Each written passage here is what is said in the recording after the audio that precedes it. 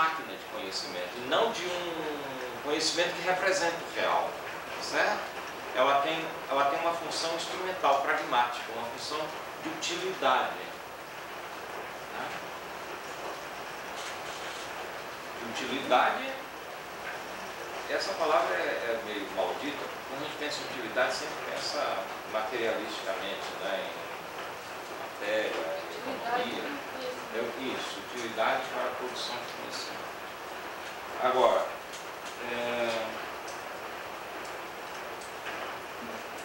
continuando, né? Cabe fixar-se nela como meio de produção, com uma última palavra na produção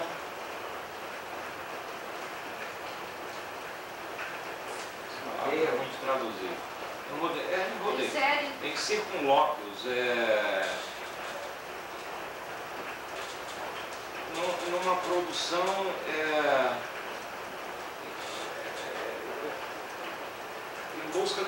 em torno dos caminhos que a gente está rodeando, está pesquisando, entendeu? Um negócio assim. Inclusive, desde este ponto de vista, a ciência não se encontra mais ligada à nossa experiência que outro aparelho ou meio de produção qualquer. Até podemos apreciá-la como algo que serve para satisfazer nossas necessidades intelectuais. Tampouco, desta forma, ela não difere em nada, em princípio, desta forma, não difere em nada, sua comparação com a nossa experiência daqui tem outra estrutura objetiva qualquer. Sem dúvida, não é inexato dizer que a ciência é um instrumento cuja finalidade é predizer experiências futuras a partir de outras imediatamente dadas, ou inclusive governar aquelas até onde seja possível. Isso é uma citação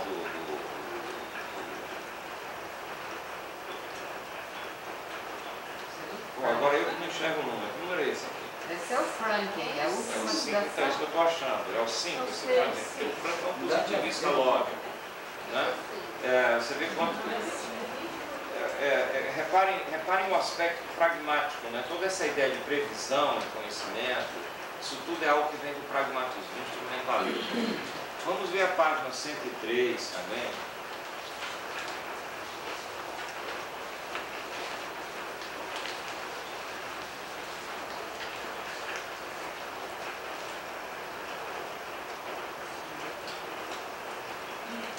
Porque na página 103 tem a explicação do evolucionismo.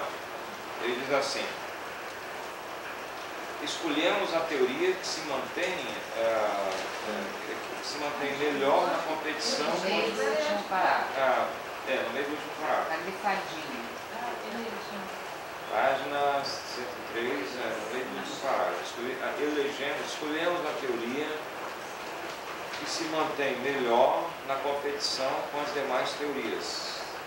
Aqui, por seleção natural, mostra ser mais apta para sobreviver.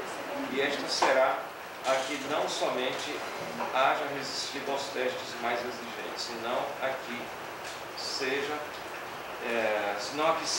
a si mesmo testável do modo mais rigoroso. Quer dizer, ele acha que as teorias têm que ser submetidas a um processo de competição, de tal modo que no processo de falsificação, aquela que resistir ao teste de falsificação é a melhor teoria. Não é? Então você tem, do ponto de vista biológico, você tem um evolucionismo, quer dizer, uma teoria evolucionista do conhecimento, certo? E como ele disse, nós podemos pensar a ciência não só do ponto de vista epistemológico, mas do ponto de vista que eu estou chamando aqui de sociológico, como um instrumento, um instrumento que tem uma utilidade, ou eu posso pensar isso do ponto de vista não só instrumental, mas também do ponto de vista pragmático, no sentido de que o ponto de vista pragmático é um ponto de vista interessado nas previsões que uma ciência possa fazer, que são quando, por exemplo, temos uma hipótese e fazemos uma previsão que pode falsificar a teoria, como eu mostrei no exemplo do morcego na aula passada, por exemplo, para exemplificar o processo de falsificação. Então, isso é um aspecto pragmático da ciência, que frequentemente esse aspecto pragmático vem ligado à ideia de que a ciência é um instrumento. O instrumentalismo e o pragmatismo são muito próximos. O instrumentalismo foi defendido por Ron Dewey, que é um pragmatista, né? A epistemologia do instrumentalismo, mas só que essas epistemologias, tanto o instrumentalismo quanto o pragmatismo, são epistemologias sociais, por isso que eu disse, olha, de um ponto de vista sociológico. Só para dar um outro exemplo, o Skinner, por exemplo, é um psicólogo pragmatista, porque a epistemologia que está lá, nele é uma epistemologia pragmatista, que é uma epistemologia social. É um instrumentalismo também. E, por fim, do ponto de vista biológico, o Popper, e a gente dá para entender bem essa ideia dele, do ponto de vista biológico, as teorias científicas, elas, como elas têm que ser submetidas a esse processo de falsificação, aquela que for mais resistente à falsificação sobrevive. Aquela que for menos resistente é liquidada. São as mais frágeis. Né? Enfim, é isso que é a filosofia da ciência de Popper. E reparem vocês agora que nós ficamos com uma representação da ciência que é uma representação muito diferente da que nós defendemos hoje ainda. É uma representação muito diferente do que os cientistas pensam que é ciência. Se vocês forem fazer uma enquete ou uma pesquisa, vocês podem até pensar em fazer um projeto de pesquisa aqui na universidade para ver como é que os cientistas fazem a representação da ciência. Vocês vão ver que não tem nada a ver com o que o Popper está dizendo, vai ter que ver muito mais com o positivismo lógico. Eu não gosto muito desse tipo de pesquisa, porque você já sabe qual é a resposta. Então, não tem nada para refutar. Então, você já sabe que a resposta é essa, para que você vai fazer pesquisa? Isso a gente deixa quando vê o Jornal da Globo, porque aí eles apresentam aquelas pesquisas que eles não sei qual é a resposta disso. Mas a representação da ciência que os cientistas têm é uma representação dura. A ciência começa com dado, a ciência tem leis, a ciência lida com universais, e esses universais podem ser verdadeiros ou falsos, né? Quer dizer, eles não chegaram nem ao ponto que nem chega o Reichenbach, quando o Reichenbach diz, bom, quando há o recuo, o probabilismo, que o Reichenbach diz, bem, a ciência não lida com verdade e falsidade, lida com probabilidades. Nem esse ponto que os cientistas provavelmente chegam. Então, uma coisa é o discurso do filósofo, outra coisa é o discurso do cientista. Não é? Agora, o que é que o filósofo faz que é diferente do cientista? Ele reflete sobre a atividade do cientista, que é uma coisa que o cientista não faz. O cientista, ele exerce aquela atividade, mas ele não reflete sobre aquela atividade. Não é? Poucos cientistas refletiram sobre sua própria atividade. Einstein foi um deles, Newton foi um deles, mas são aqueles cientistas que ainda acham que a ciência tem que estar ligada à reflexão filosófica, né? Que é um pouco o que a gente tenta fazer na psicologia, achar que a psicologia tem que estar ligada, sendo ciência ou não, e a gente acha que é ciência, está ligada a uma reflexão filosófica, né?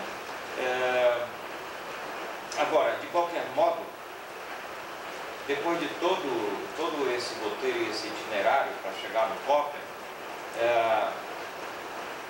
eu pessoalmente penso que a representação do racionalismo crítico, do convencionalismo do Popper, eu prefiro ficar mais com essas concepções epistemológicas dele, ele não desenvolveu muito o aspecto instrumental, nem mesmo o aspecto evolucionário.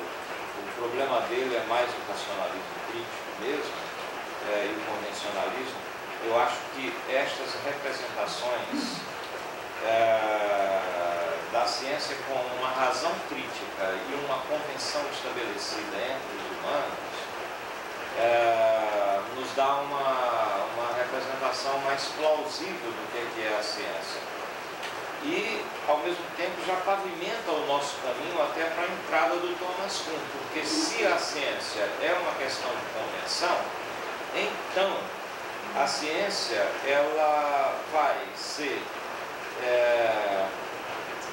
ser contaminada por fatores humanos que o Thomas Kuhn vai apontar na história da ciência, que se de um lado vai ser fundamental para criticar o Popper, por outro lado eles vão no caminho do Popper, eles terminam sendo discípulos do Popper, porque o Popper está dizendo: não há uma realidade para ser descoberta, tudo aquilo que a gente achar que a gente descobriu é o fruto de um acordo, é o fruto de uma razão crítica exercida sobre um acordo acerca do que é o critério de demarcação. Então, a ciência é uma atividade humana e o que a gente acha que a gente descobre, na verdade a gente constrói.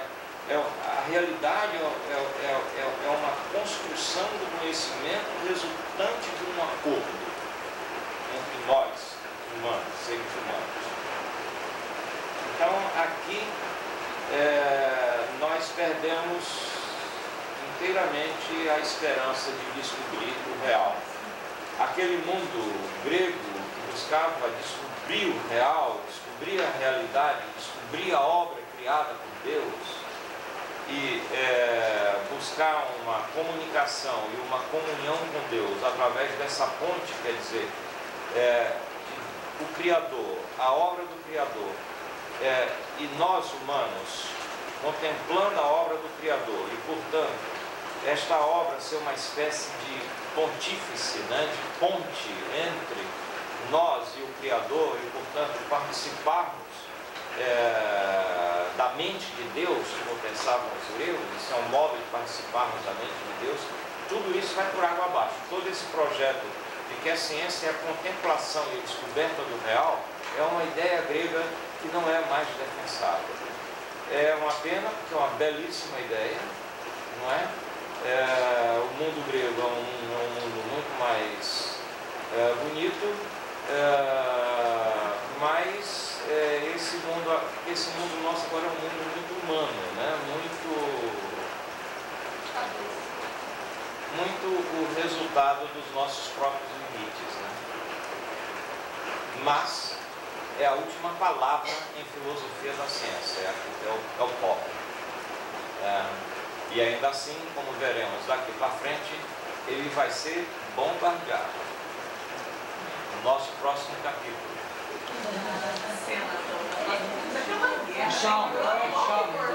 Apresentando o falsificacionismo, capítulo 4 do Chalmers. É isso? Esse depois. Eu não sei de qual é o capítulo. Eu estou com vocês. Não, é esse mesmo. É que você quer saber. Ora, vocês devem ler, apresentando, olha, capítulo 4, apresentando o falsificacionismo. Vocês já sabem. Agora, capítulo 5, falsificacionismo sofisticado. Novas previsões e crescimento da ciência. Aqui começa a haver crítica já do Popper. Quer dizer, a crítica Popper. As limitações do falsificacionismo. Aqui a crítica fica mais pesada ao Popper. Então, o primeiro capítulo é mais ou menos a apresentação do Popper, e os dois últimos já é mais ou menos crítica. Tá certo? Esse é o livro. Tem da outra, não é? Não é? E eu pedi já deixar